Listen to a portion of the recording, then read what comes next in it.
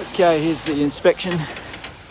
So what we're looking at here is a little bit of just paint. This is just paint coming off. So this would have been an original gutter colour and then been painted, so that's why you see the paint coming off. Now this is good. It means this is the original tile.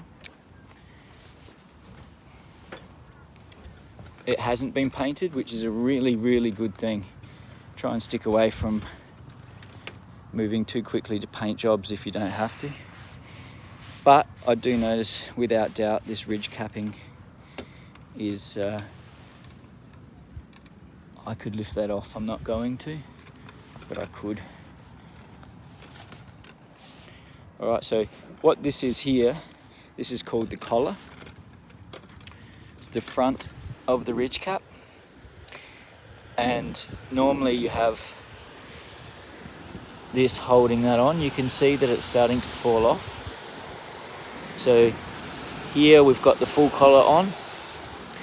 Here we've got the collar has cracked, and that's allowing water, because what happens, you can see it's good here on a wet day. What happens is, because the way these ridge caps get laid, you can see they lean backwards like this.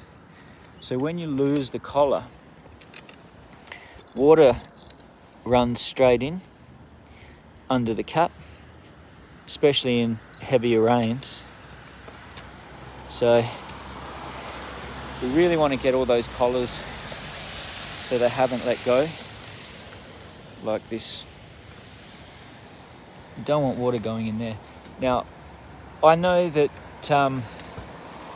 this is fully let go, it's the original. I don't want to mess with it too much, but you can see if I lift it, I could easily lift that cap off. I'm not going to touch it because it's a wet day.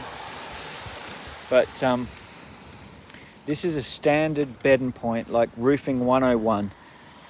The ridge capping, we take it off, we mix the concrete, we concrete it back on, and then we use a second product, which is a top coat, to go over it to make sure that if it, in the future, gets any of these cracks through the hot and cold cycle that this roof goes through, because it's getting hot in the day and cold at night, hot in the day, cold in the night, what starts to happen is the concrete starts to crack. So we relay the concrete, and then what we do is we go over the top of that concrete with a product specific for roofing, so that it can flex to allow for that hot and cold expansion contraction. This dark on the roof is mold. It's quite slippery, right? And that's how you go for a skate if you step onto a wet roof, right? So that's a combination of dirt and mold. These things are an issue. This is a tile slipped out in, this is what's called the valley, right? Now, the reason this is slipped out is because when they cut these tiles, they cut them and there's not enough tile, there's nothing sitting underneath it to hold it in. So what we do when we put these back in is we clip them like that so that they're held in place. If the valley tiles fall like they have, you'll notice that stuff gets caught in behind it. When things get caught in the valleys, it starts to cause leaks, because what's happening is water is running down the valley and then it gets caught in the tiles. So here I am anyway, so you know who you're dealing with. So I'm just going to go down the rest of this roof and just keep looking for cracked tiles, anything that's a danger that could leak directly into the roof. But just so you know, cracked tiles are not a huge part of the cost of the job. Changing tiles, especially a common tile like this, is a small part. The job is really making sure that these ridge caps are set up to, one, mechanically fasten the roof down so the tiles don't lift, and two, to make sure they don't let water in.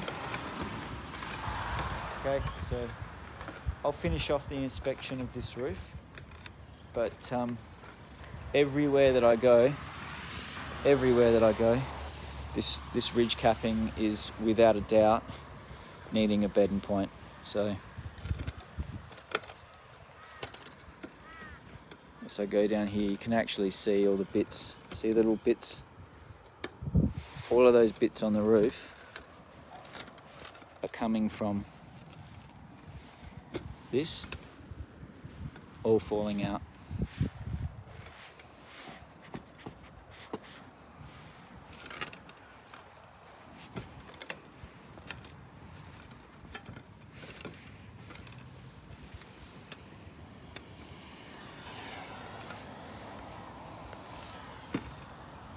Now there is one other thing I'm going to check, and that is what is holding the tiles on.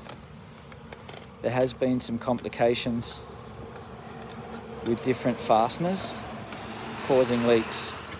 So the way we get the tile up is just to simply slide it up with your foot. Right, and that gives me an indication straight away. It's held on with a spring clip. So there's a good chance that this has actually been re-clipped. Just due to the age, there's often a different fastening. So I might just have a look into a different area and see if there's any other fastening that's holding this roof down, just to make sure it's just not that they've worked on this area and changed it.